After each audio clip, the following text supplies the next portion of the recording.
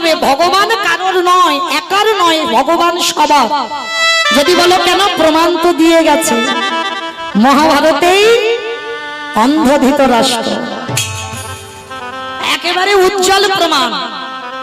মহাভারতে অন্ধ ধৃতরাষ্ট্র বাবা, এখানে আমরা প্রত্যেকটা মানুষ জানি অন্ধ ধৃতরাষ্ট্র ভগবানের কি ভক্ত ছিল না শত্রু ছিল? সবাই বলবো বাবা ভগবানের শত্রু ছিল, তাই তো?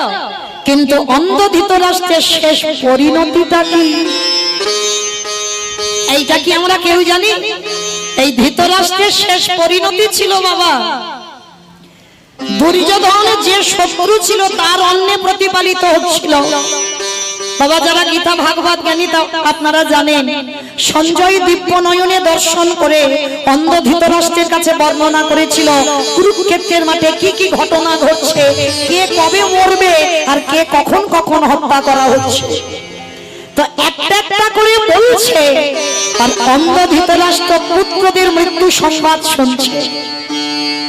ভালো করে ভেবে দেখেন বাবা, একজন অন্ধ ব্যক্তি যখন একটা একটা সন্তানদের মৃত্যু সংবাদ শোনে, সে ব্যক্তিটার পরিণতিটা কি হয় বাবা?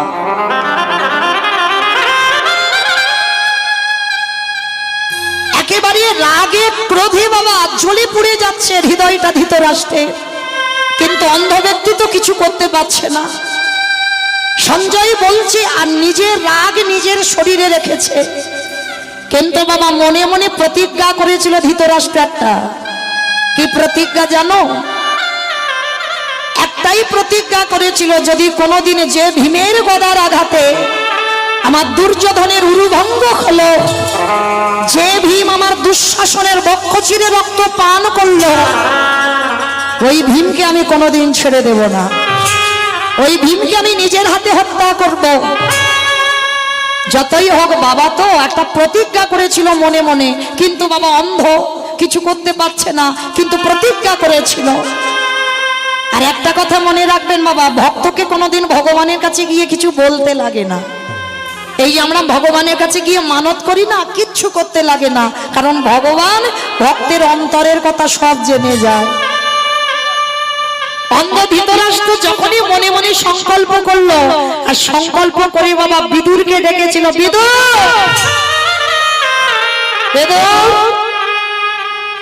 যাও, তুমি একবার ওই ভীমকে আমার কাছে একটু ডেকে পাঠাও তো, আমি একবার দেখা করতে চাই। বাবা ধৃতরাষ্ট্র কথাটা বলছে শান্ত স্বভাবে, কিন্তু ভিতরটা আগুনে পুড়ে জ্বলে যাচ্ছে পুত্র শোকে। তা যখনই বিদুরকে খবর দিয়েছে, বিদুর গিয়ে বাবা ভীম বা পঞ্চ পাণ্ডবকে খবর দিয়েছে, অন্ধ ধৃতরাষ্ট্র ভীমকে একবার দেখা করতে বলেছে। কিন্তু কেন যে দেখা করতে বলেছে, এইটা তো বাবা একজন খুব ভালো করে জানে। কি গো, সবার চোখে ফাঁকি দেওয়া যায়, ধুলো দেওয়া যায়। এই যে আমি মৌমিতা দাঁড়িয়ে আছি বাবা, মোটামুটি সবাইকে দেখতে পাচ্ছি, কিন্তু বাবা একজনের চোখে ফাঁকি দেওয়া যাবে? কে কীর্তন শুনছে, কে শুনছে না, কে হেসে গেল, কে গল্প করে গেল, কে কেঁদে গেল, কে শুধু প্রসাদ পেয়ে চলে গেল, আর কে বসে বসে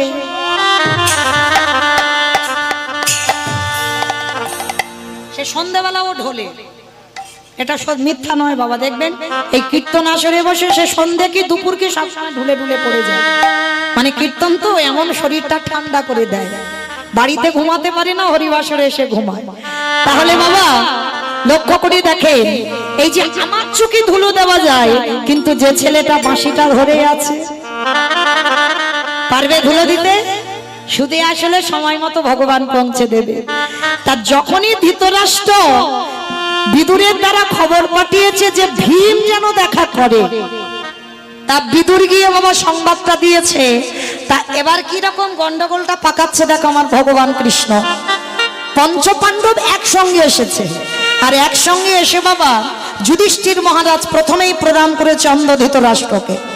আর যখনই প্রণাম করেছে অন্ধ ধৃতরাষ্ট্র, প্রণাম করতেই মানে শরীরটা ছুঁতেই বুঝতে পেরে গেছে ভীম নয়। অন্ধ হলে কি হবে বাবা, তার এত স্মৃতিশক্তি ছিল, সঙ্গে সঙ্গে বলে বললেন, যুধিষ্ঠির আমি তো তোমাকে আসতে বলিনি, আমি ভীমকে আসতে বলেছি, ভীমকে পাঠাও। আর এদিকে ভীম তো জানে না বাবা কি গন্ডগোলটা হবে। এবার ভীম পাশে দাঁড়িয়েছিল, ভীম সবে যেতে যাবে, ভগবান কৃষ্ণ হাতটা ধরে ভীমকে টেনে সরিয়েছে। আর টেনে সরিয়ে দিয়ে বাবা একটা বড় ভীম একেবারে ধৃতরাষ্ট্রের সামনে দাঁড় করিয়েছে। ভালো করে ভাববেন বাবা, মানুষের ক্রোধ কেমন হয়, রাগ কেমন হয়। যেই না দাঁড়িয়েছে ভীম, অন্ধ ধৃতরাষ্ট্র হাত বুলিয়ে দেখছে ভীম এসেছে, সঙ্গে সঙ্গে ভীমকে বুকে এমন করে চেপে ধরেছে বাবা, সে ভীম একেবারে ধুলোর মতো গুঁড়ো হয়ে গেছে। আর যেই না ধুলোর মতো গুঁড়ো হয়ে গেছে, আর দেখবেন বাবা কোনো মানুষ ভুল করার পরে বাবা নিজে অনুতপ্ত হয়। অন্ধ ধৃতরাষ্ট্র কিন্তু ভালো করে জানতো আমার 100টা ছেলে ভালো নয়, ওই জন্য ওদের পতন হলো, ওই জন্য তো ওরা মরলো। তাহলে ভালো করে জেনে শুনেও তবু কিন্তু ভীমকে মেরেছে। আর যেই না ভীমকে মেরে দিল, এইবার অন্ধ ধৃতরাষ্ট্র নয়ন জলে দাঁড়ায়ে দাঁড়ায়ে কাঁদে, কৃষ্ণ রে আমি জেনে শুনে বড় অপরাধ করে ফেললাম, কিন্তু বিশ্বাস কর রাগের মাথায় করেছি, কিন্তু আমি সত্যি সত্যি এই কাজটা করতে চাইনি। বিশ্বাস কর কৃষ্ণ, আমার রাগ হলো যখন শুনলাম ভীমের গদার আঘাতে দুর্যোধনের উরুভঙ্গ হলো, ভীম দুঃশাসনের বক্ষ চিরে রক্ত পান করলো, তখন আর আমি নিজের ধৈর্য ধরতে পারিনি। তখনই সংকল্প করেছিলাম আমি নিজের হাতে ওই ভীমকে হত্যা করব। কিন্তু কৃষ্ণ তুই আমায় ক্ষমা করে দে। ভীমকে মারার পরে বলছে আমায় ক্ষমা করে দে। ভগবান আমার পাশে এসে মুচকি মুচকি হাসছে। ও জ্যাঠামশাই, মানে পঞ্চপাণ্ডবদের জেঠু হয়তো, সেই সম্পর্কে কৃষ্ণ জেঠু বলে ডাকতো। ও জ্যাঠামশাই এদিকে এসে, তুমি কাঁদছো কেন, কি হয়েছে তোমার? কৃষ্ণ রে আমি নিজের হাতে ভীমকে হত্যা করলাম, আমি বড় অপরাধ করে ফেললাম। তা ভগবান হাসছে আর বলছে, ও জেঠু কে বলেছে তুমি ভীমকে মেরেছো? কে বললো? তুমি তো ভীমকে মারোনি। বলে না কৃষ্ণ, আমি ওকে বুকে চেপে ধরে ওকে ধুলোর মতো গুঁড়ো করে দিয়েছি। ভগবান মৃদু হেসে বললেন, জ্যাঠামশাই এই জগতে যা যা কিছু ঘটনা ঘটে সবই তো আমার চিত্রপটে। অজেঠু তুমি তো ভীমকে মারোনি। কৃষ্ণ কি বলছিস? আমি ওকে মেরেছি নিজের হাতে। জেঠু একটা কথা বলি, যদি কোনো ব্যক্তি অন্যায় করে নিজে থেকে অনুতপ্ত হয় বাবা, সেই অপরাধীকে ভগবান বলছে অপরাধী বলে স্বীকার করে না। মানে নিজে ভালো করে জানি আমি এটা ভুল করেছি, অন্যায় করেছি, আর অন্যায় করে তুমি যদি তার কাছে ক্ষমা চাইতে পারো, আর ক্ষমা চাওয়ার পর সে আর দোষী থাকে না। জেঠু তা তুমি যখন ক্ষমা চাইছো আমি তোমাকে ক্ষমা করে দিলাম, কিন্তু কৃষ্ণ আমি তো ভীমকে হত্যা করেছি না। জেঠু তুমি বোধহয় জানো না আমি চিন্তামণি, এই জগতে সবারই চিন্তায় আমাকে করতে হয়। ও জেঠু আমি জানি তুমি আজকের ভীমকে মারবে, ওই জন্য তোমার পরিকল্পনার আগে আমি তো আগে থেকে ঘরের ভিতরে একটা লোহার ভীম তৈরি করে রেখেছিলাম। কৃষ্ণ লোহার ভীম? বলে হ্যাঁ জেঠু, তুমি তো ভীমকে মারোনি, ওই যাকে মেরেছো আমি জানি তুমি ওকে বুকে চেপে ধরে মারবে, ওই জন্য তো লোহার ভীম তৈরি করে রেখেছিলাম। কৃষ্ণ তার মানে আমি আসল ভীমকে মারিনি? না, তুমি দেখবে জেঠু এইবারে যেই না ভীমকে এসে দাঁড় করিয়েছে, অন্ধ ধৃতরাষ্ট্র ভীমের সর্বঙ্গ কাঁদে বুলায়ে কাঁদে আর বলে, ভীমেরে যদি পারি সেই হতভাগা পিতাকে ক্ষমা করিস।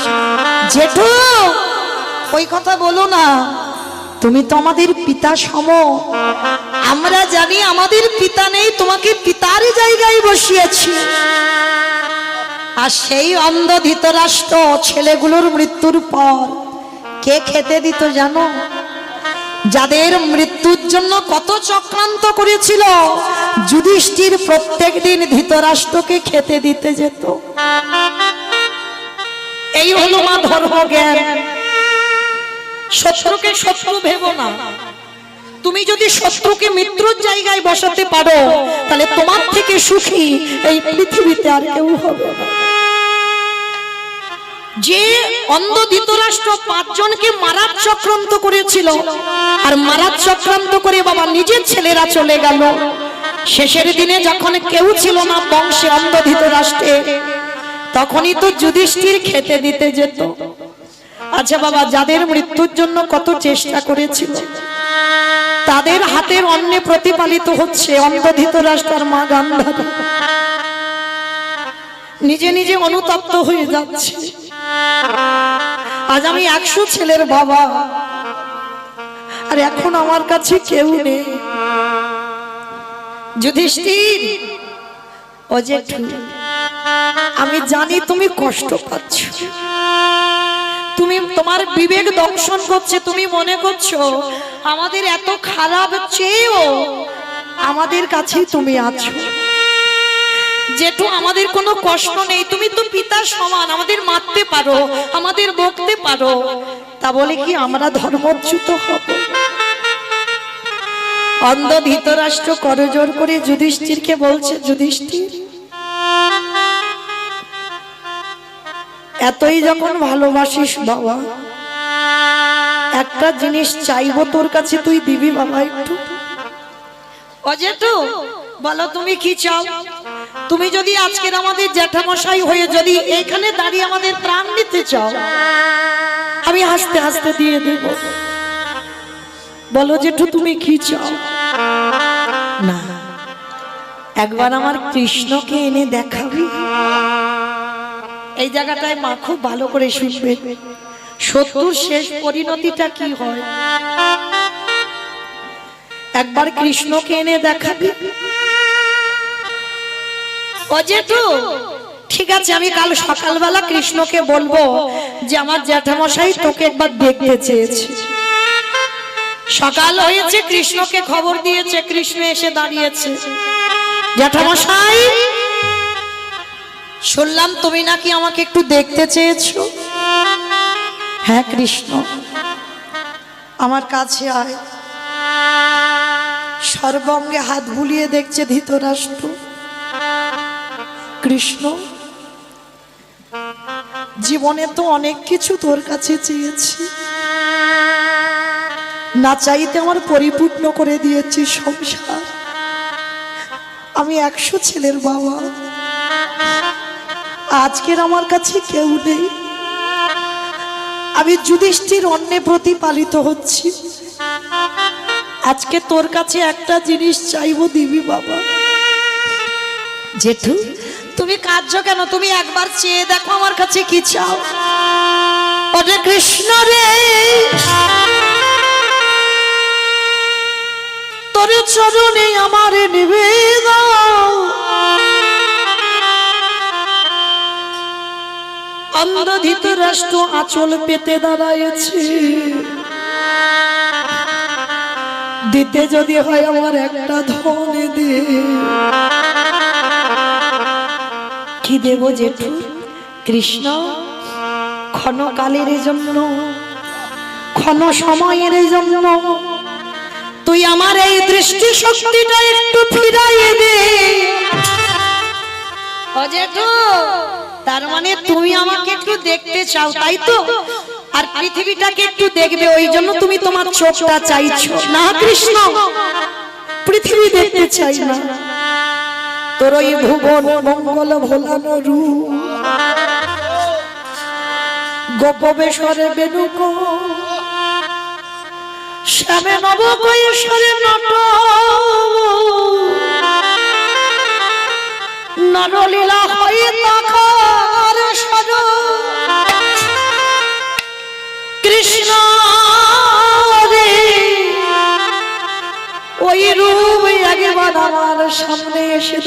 করা।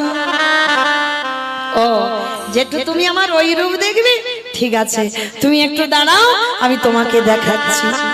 ভগবান করুণার হাতটা ধৃতরাষ্ট্রের চোখে বুলিয়ে দিল।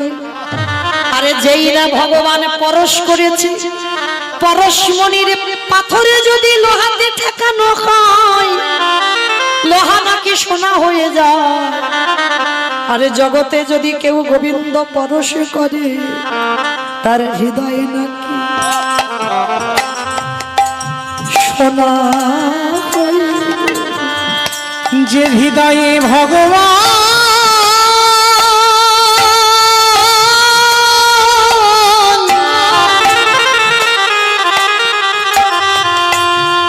হৃদয়ে আমার ভগবান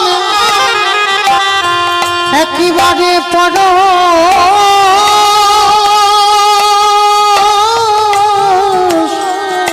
পরশ করে, তার হৃদয় নাকি সোনা হয়ে যায়। ভগবান যেই না করুণার হাত চোখে দিল, ধৃতরাষ্ট্রের দৃষ্টি ফিরে এলো, সাক্ষাতে দেখলো আমার ভগবান দাঁড়াই আছে। সেই রূপ দর্শন করে ওই ধৃতরাষ্ট্র কৃষ্ণ চরণ বুকে ধরে বলল, কৃষ্ণ আর একটা জিনিস চাইবো, দিবি? আবার এই তো তুমি চোখ চাইলে, চোখ ফিরিয়ে দিলাম, আবার কি চাও? কৃষ্ণ আর একটা জিনিস দিবি। কি চাও জেঠু? দে দে আমার অন্ধ করে দে দে আমায় অন্ধ করে দে রে। ওরে যে নয়নে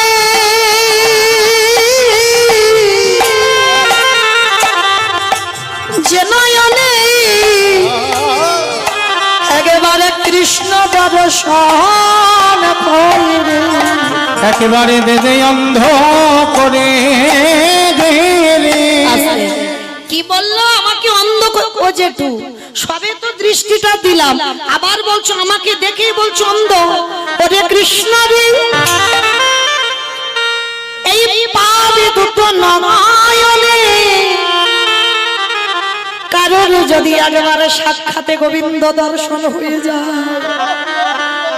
তারে কি জগতে আর কিছু দেখতে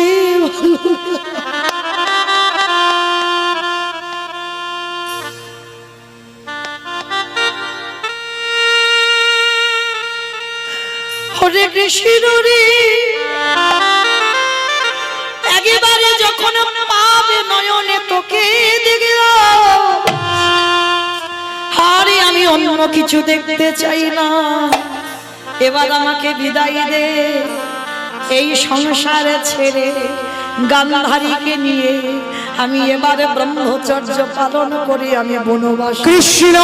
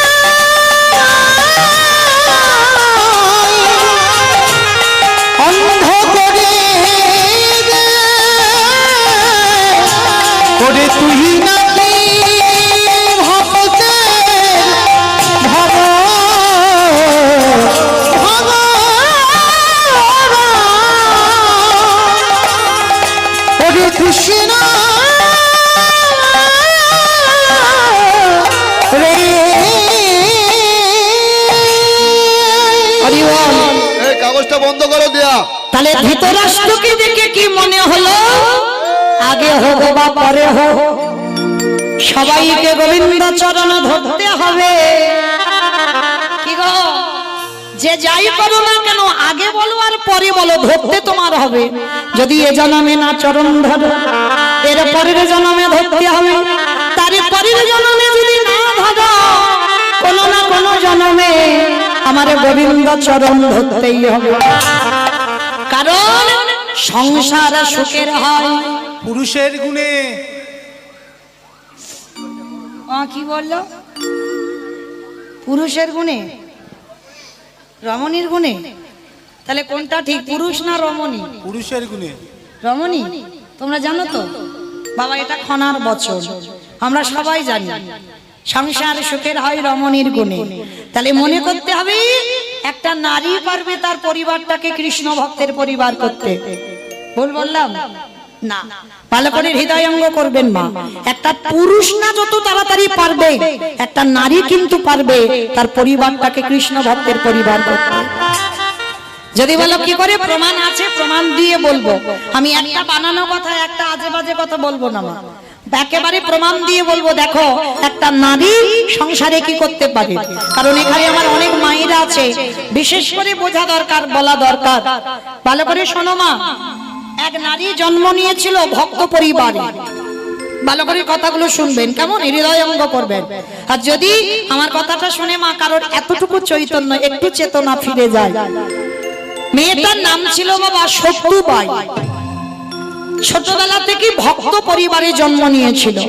বাবা মা প্রসাদ বুঝেছিল, মেয়েটা গর্ভে থাকাকালীন প্রসাদ পেত। আর মায়েরা, যে মেয়েটা গর্ভে থাকাকালীন প্রসাদ পেতে পেতে জগতে এলো, জগতে জন্ম নিয়েও প্রসাদ পায়, কিন্তু দুর্ভাগ্য তার কপালে এমন লেখা ছিল, বাবা মা দেখাশোনা করে মেয়েটাকে যার হাতে দিল বাবা, একেবারে ঘোর নাস্তে। এটাই তো পরীক্ষা। ভগবান একবার ঘষে মেজে দেখবে না, যে দেখিও কি করে পারে আমার জায়গাটাকে রেখে দিতে। যে মেয়েটা ছোটবেলা থেকে ভক্ত পরিবারে বড় হলো, আর বাবা মা বিয়ে দিল এমন একটা পরিবারে বাবা, একেবারে নাস্তিক, মানে কৃষ্ণ তো ভালোবাসেই না, মানে বাড়িতে কোনোদিন নিরামিষ আহার হয় না, সে বৃহস্পতিবার একাদশী এসব কিছুই হয় না, মানে ঘোর নাস্তিক একেবারে, মানে এমন নাস্তিক এখন আছে বলে মনে হয় না। তা এই সত্য মা বিয়ের পরে এমনই একজন নারী ছিল, একদিনের জন্য বাবা বাপের বাড়ি গিয়ে কোনো নালিশ জানায়নি, যে মা তুমি আমার এমন বাড়িতে দিলে, যে বাড়িতে বাবা কৃষ্ণ ভজন নিষিদ্ধ, যে বাড়িতে ভগবানের নাম করা নিষেধ, যে বাড়িতে ভাগবত পাঠ করা যায় না, যে বাড়ি থেকে বাবা একটা পা বের করা যায় না। একদিনের জন্য কোনো অভিযোগ জানায়নি বাপের বাড়ি। যতটা পারত সত্যমা নিজের হৃদয়ে অন্তরে চেপে রাখতো। আর ভগবানের ডাকতো কখন জানো? রাতের অন্ধকারে, যখন শাশুড়ি, সে তো বাবা শাশুড়ি ছিল না, শাশুড়িয়ে দিত, মানে এমন শাশুড়ি। আর মনে রাখতে হবে বাবা, শাশুড়ি মা হবে না জীবনে, আর বৌমাও মেয়ে হবে না জীবনে। তবে হবে না বলা ভুল, আছে অনেক অনেক পরিবারে আছে, শাশুড়ি মা হয়েছে, বৌমা মেয়ে হয়েছে, সেটা যে যার আচরণের উপরে নির্ভর করে বাবা। তা এই সত্যমার শাশুড়ি ছিল না, মায়ের মতো নয় মা। শাশুড়ি সে সবসময় শাশুড়িয়ে দিত, আর স্বামী তো সে স্বামী নয়, মদমাতাল, সন্ধ্যায় বাড়িতে থাকে না, কত রাত বাইরে রাস্তায় কাটিয়ে দেয়, এমন স্বামীর ঘর পেয়েছিল সত্যমা। কিন্তু সর্বদা সকাল থেকে আর রাত্রিতে ঘুমাতে যাওয়া পর্যন্ত মা সংসারে যাবতীয় কাজ নিজের হাতে করত, কোনো কাজের মেয়ে ছিল না। অতুল সম্পত্তি ছিল, দোতলা বাড়ি, পাথর সেটিং করা। কিন্তু মা কি করতো জানো? সকাল ভোরবেলা থেকে উঠে ওই যে বাসন মাজা, ঘর বাড়ি পরিষ্কার, জামা কাপড় কাচা, রান্না করা, আর সব কাজ করতো, কিন্তু সদাই অন্তরে আমার গিরিধারীর নাম করত। কোনদিন প্রকাশ করতে পারিনি, কারণ প্রকাশ যদি করে, যদি একটু গান গেয়ে ফেলে ভগবানের, তাহলে তো শাশুড়ি মা এসে মারবে, ওই ভয়ে ভয়ে থাকতো। একদিন সত্যমা কি করেছে, বাসন মাজছে সকাল সকাল, আর কয়েকজন বৈষ্ণব মিলে বাবা ভাগবত পাঠ হবে গ্রামে, বলতে বলতে যাচ্ছে। তা সত্যমা বাসন মাজতে মাজতে শুনতে পেয়েছে গ্রামে ভাগবত হবে। এক সপ্তাহ, একটা দুটো দিন নয়, এক সপ্তাহ ভাগবত হবে। তা সত্যমা যেই না শুনেছে, তা মনে মনে ভাবছে আজকের একটু শাশুড়ি মাকে বলবো। আর এমনই মেয়ে ছিল মা, কোনোদিন অনুমতি ছাড়া বাইরে পা দেয়নি। তার শাশুড়ি মার কাছে গিয়ে গলায় কাপড়টা দিয়ে বলছে, মা একটা কথা বলবো মা। কি কথা? ওই যে বললাম শাশুড়িয়ে দেবে কথা বলেই। বৌমা যেই না হাত জড়ো করেছে, বলো কি চাও? মা বলছিলাম আমাদের গ্রামে আজকে থেকে 1 সপ্তাহ ভাগবত পাঠ হবে। ও মামা, আমি আজকে সন্ধ্যাবেলায় একটু ভাগবত পাঠ শুনতে যাব। অসম্ভব, তোমার সাহস তো কম নয়। ঘরের বাড়ির বউ হয়ে তুমি বাইরে যাবে, ওই পাঠক ঠাকুর ওরা পাঠ করবে আর ওদের সঙ্গে সামনে বসে তুমি ভাগবত শুনবে? কখনো যদি দেবো না। ছেলে আসতে ছেলের কানে লাগিয়েছে। আর যখন ছেলেকে বলল বাবা একটা স্ত্রীকে মারবার জন্য বাড়ি রেডি করে রেখেছিল, যখনই শুনেছে সত্য ভাগবত পাঠ শুনতে যাবে, সন্ধ্যাবেলায় এসে ওই বেতের বাড়িটা দিয়ে সত্য মাকে বেত্রাঘাত এত মার মেরেছে, সর্বাঙ্গ থেকে রক্ত ঝুড়ে ঝুড়ে। একটা দিন বাপের বাড়ি জানায়নি লালিশ, শুধু ভগবানের কাছে জানাতো তুমি যখন এটাই চেয়েছো আমি মেনে নিলাম ঠাকুর, তবে বিনিময়ে সহ্য করব সেই শক্তিটুকু তুমি আমায় দিও। এত মারা মেরেছে সত্য মা ঘরের দরজা বন্ধ করে বসে বসে খাচ্ছে। গিরিধর তোমায় ভালোবাসলে যে তার জীবনে এত কষ্ট হয়, তোমায় ভালোবাসলে যে তার জীবনে এত জ্বালা যন্ত্রণা হয়, আমি যদি জানতাম আমি কোনোদিন তোমায় ভালোবাসতাম। ওগো গিরিধর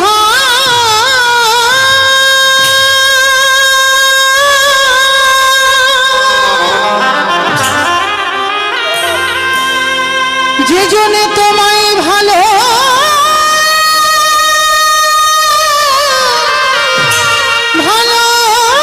ভালোবাসে,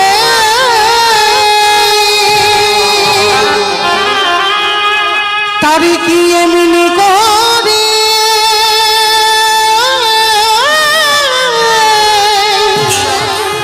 কাঁদিতে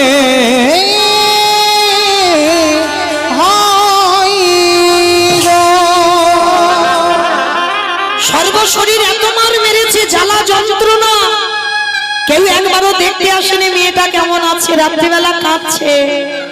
আরে কি গিরিধরে থাকতে পারে ডাকার মতো যদি ডাকা যায়, ভালোবাসার মতো যদি বাসা যায়, আমার ভগবানের রাতের অন্ধকারে ওই শাশুড়ি মার রূপটা ধরেছে। ভালো করে দেখেন, শাশুড়ি মার রূপ ধরে ওই সত্য মার কাছে এসে ডাকছে, বৌমা ও বৌমা। চমকে উঠেছে, কে কে আমায় ডাকছি বৌমা বলে তাড়াতাড়ি করে মাথায় কাপড়টা দিয়ে শাশুড়ি মার কাছে, ওই যে অঙ্গ থেকে রক্ত বেরোচ্ছে দেখতে দেবে না, সারা শরীরটা ঢাকা দিয়ে শাশুড়ি মার জন্য দরজা খুলে দিয়েছে। মা বৌমা মাথায় হাত বুলিয়েছে, ভগবান বেশি শাশুড়ি মাথায় হাত বুলিয়েছে, যেই না হাতটা দিয়েছে সত্য মা চমকে উঠেছে। পরশমণির থেকে তো আরো মূল্যবান গো, যেই না পরশ করেছে না দেহটা একেবারে ঠান্ডা হয়ে গেছে, যে জ্বালা যন্ত্রণা ছিল আর কিছু হচ্ছে না। কিন্তু সত্যমা বুঝতে পারেনি, অনুভব করতে পারছে না। ভগবান মাথায় হাত দিয়ে বলছে, বৌমা ছেলেকে বলে মার খাইয়েছি, কষ্ট হয়েছে, যাও, ছেলে এখন ঘুমাচ্ছে, তুমি যাও, এই সময়ে তুমি একটু ভাগবত শুনে এসো। অবাক হয়ে গেল সত্যমা, মা আমি যাব? তুমি তো সকালবেলা থেকে আমায় কত বকলে মারলে, আর এখন তুমি আমায় যেতে বলছো? হ্যাঁ বলছি। তুই এত কাঁদছিস আমি ঘর থেকে শুনতে পাচ্ছি, যা মা। আর শোন, ভাগবত পাঠ শুনে আমার জন্য একটু প্রসাদী নিয়ে আসবি। মা তুমি প্রসাদী পাবে? হ্যাঁ পাবো না তো কি করবো, তুই যাবি যখন আমার জন্য একটু প্রসাদী আনবি। সত্যমা বুঝতে পারলো না, ওটা ভগবান শাশুড়ির বেশ ধরে অনুমতিটা দিয়ে দিল। আর সত্যমা অনুমতিটা পেয়ে সন্ধ্যাবেলায় ওদিকে ভাগবত শুরু হয়ে গেছে। তাড়াতাড়ি করে পাগলিনীর মতো উন্মাদিনীর মতো যে অবস্থাতে ছিল, মানে এত কৃষ্ণ নাম শোনার পাগল। এই যেমন আপনারা মানুষের তো কত টাইমের সময়ের জ্ঞান বাবা, কত মানুষের কলির মানুষের কত কাজ, তবু কিন্তু সব কাজ ফেলে রেখে ছুটে এসেছেন হরির বাস। আমার মতো অধঃকৃত দিয়া এখন তো বাবা মোবাইলে বিছানায় ঘুমিয়ে ঘুমিয়ে শোনা যায়, তাহলে কিসের আশায় এসেছে? দেখতে তো নয়। কেউ যদি বলে দেখতে ভুল, কারণ ওটা তো দেখা যাচ্ছে, তাহলে কিসের আশায়? হৃদয়ে প্রেম ভক্তি আছে বলে যদি একবার কানে ভক্ত মানুষের হরিনাম হবে, এই কথাটা যদি একবার কানে যায়, তারা সব কাজ ফেলে রেখে পাগলের মতো ছুটি আসে। নিতাই গৌর হরি বল, হরি বল, হরি বল। এইবার শক্তিমা হরির ভাগবত পাঠ শুনবে বলে ওই যে অবস্থাতে ছিল মা পাগলিনীর মতো ছুটে গেছে।